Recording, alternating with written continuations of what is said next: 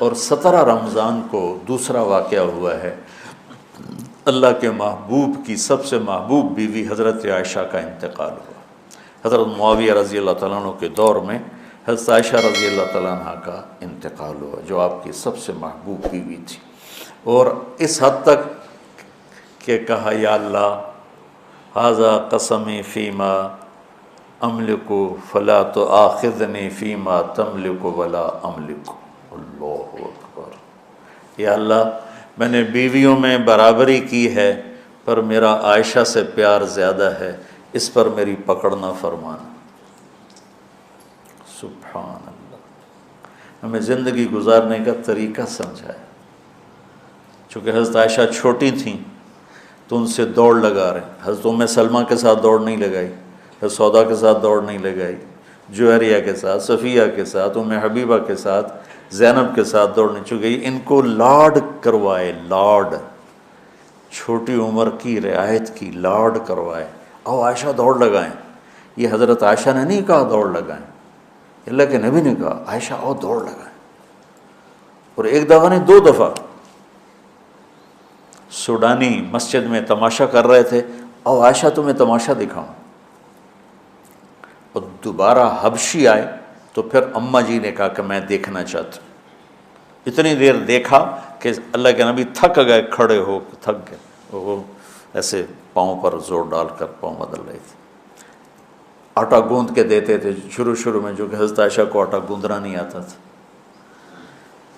پھر پاس بیٹھ کر 1-2 نوالے منہ میں ڈال دیتے تھے۔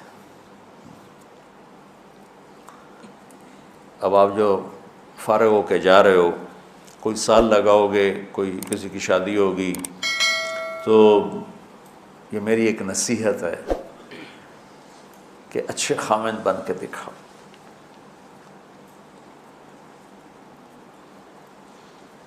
اور اچھا خامند وہ ہوتا ہے جو اچھے اخلاق والا ہے۔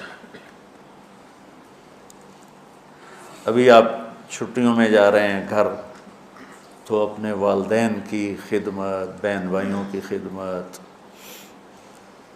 وہ تبلیغ میں ایک اصطلاح چلتی تھی، عبادت سے جنت ملتی ہے، خدمت سے خدا ملتا ہے، یہ کہا کرتے تھے خدمت کی۔ تو حضرت عائشہ رضی اللہ تعالیٰ عنہ کا انتقال ہوا 17 رمضان المبارک،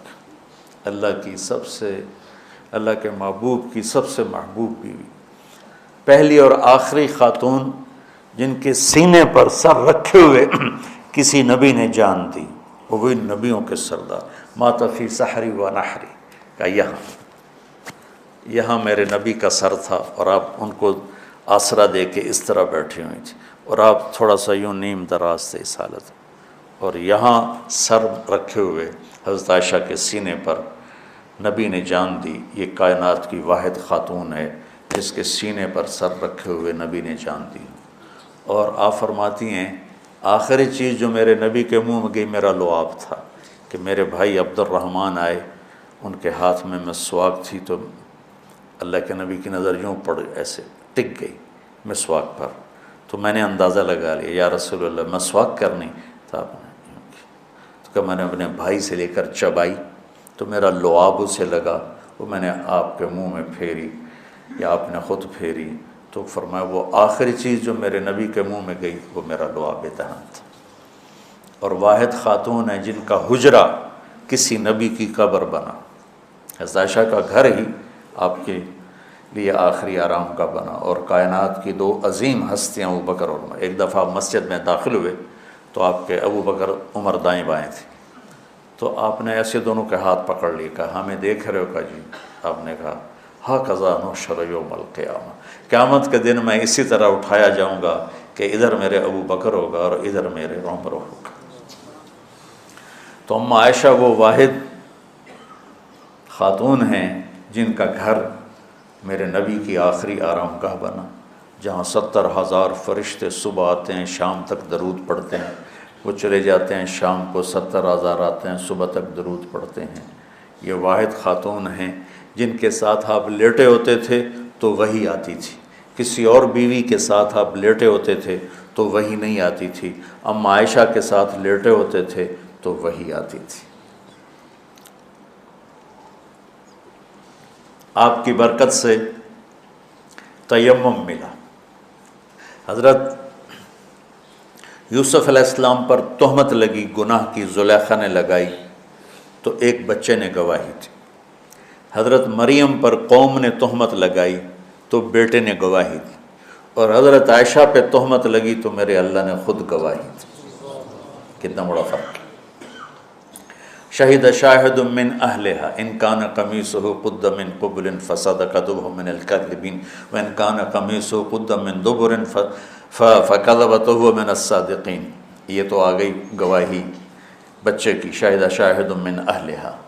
اور قال انی عبد اللہ آتانی الکتاب وجعلنی نبیا وجعلنی مبارکا، یہ حضرت مریم کی گواہی۔ اور حضرت عائشہ کی ان الذین جاءوا بالعفک عصبۃ منکم لا تحسبوا شر لکم بل هو خیر لکم لکل امرئ منهم ما اکتسب من الاثم والذی تولى کبرہ فلہ عذاب عظیم۔ اللہ تعالیٰ، علامہ زمخشری اپنی تفسیر میں فرماتے ہیں کہ پورے قرآن میں اللہ کہیں اتنا غضبناک ہو کر نہیں بولا جتنا ان آیات میں غضبناک ہو کے بولا ہے، جس میں اما عائشہ کی پاک دامنی کو اللہ نے بیان کی۔ اللہ کے نبی ایک مہینہ وحی نہیں آئی، پورے مدینے میں آگ لگ گئی۔ وحی کیوں نہیں آئی؟ تو اللہ ہی جانتا ہے کیوں نہیں آئی۔ ایک بات سمجھ میں آتی ہے، زبان کے زہر کو سمجھانے کے لیے کہ زبان کا غلط استعمال کس طرح گھروں کو آگ لگا دیتا ہے، ہمیں سبق دینے کے لیے کہ زبان پہ قابو رکھنا۔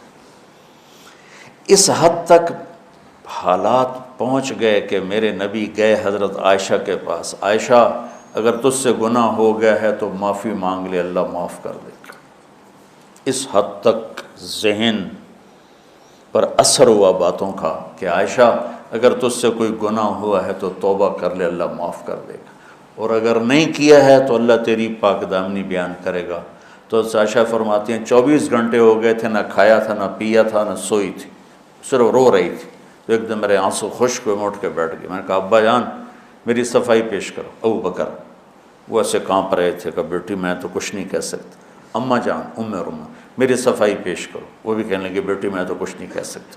تو کہ میں نے ایک دم چمک کے کہا سچ بولوں گی تو کوئی مانے گا نہیں، جھوٹ بولوں تو اپنے آپ کو برا کہوں، بس میں وہ کہتی ہوں جو یوسف کے باپ نے کہا تھا، حضرت یعقوب۔ کہنے کہ مجھے غم میں حضرت یوسف کے والد کا نام ہی بھول گیا۔ میں نے کہا اقول کما قال ابو یوسف فصبر جمیل واللہ المستعان علی ما تصفون۔ کہنے کہ یہ کہہ کر میں لیٹ گئی دوبارہ، اور مجھے نہیں پتا تھا کہ میرے بارے میں قرآن آئے گا۔ مجھے یہ تھا کہ اللہ کا نبی کوئی خواب دیکھ لیں گے یا جبریل آ کے کہہ دیں گے یہ قصہ غلط ہے، لیکن وہ تو قرآن۔ جب وہی اتری ایک دم تو ابوبکر اور ام رومان ایسے کانپنے لگے، چہرے زرد ہو کر، مرنے والے ہو کے، کہ پتہ نہیں ہماری بیٹی کے حق میں ہے یا خلاف ہے۔ جب وہی ختم ہوئی تو میرے نبی مسکرائے زور سے، کہا عائشہ مبارک ہو، اللہ تیری گواہی دینے خود آ گیا۔ تو ام رومان کہنے لگی عائشہ اٹھو، اللہ کے نبی کا شکر ادا کرو۔ کہ نہیں، میں اس کا شکر ادا کروں گی جس نے میری گواہی دی۔ تو 17 رمضان حضرت عائشہ کی کا انتقال کا دن ہے۔ تو آج میں نے اپنے اوپر جبر کر کے بول لیا ہے 50 منٹ، اب دعا کرنا مجھے سر درد نہ ہو۔ اور 21 کی رات ہے، سبق پڑھتے پڑھتے میرے لیے آپ سب بچے دعا کر دیں۔